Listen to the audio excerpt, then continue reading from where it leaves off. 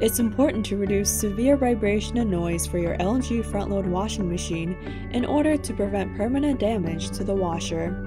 If your washer is experiencing excessive vibration, some reasons may be single items, unbalanced mixed, tangled load, and bulky items and comforters. Avoid these situations to reduce vibration. If the washer is still vibrating, a possible cause is failure to level the washer.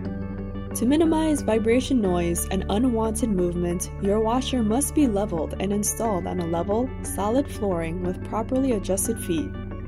Check that all 4 leveling feet of your washer are firmly and evenly in contact with the floor. To test this, rock the washer from corner to corner in each direction. If the washer rocks more in one direction than the other, then the feet are not properly adjusted.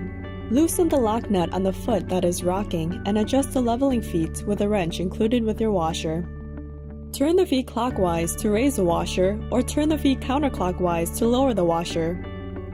Once the legs are leveled, tighten the lock nut to secure the leg.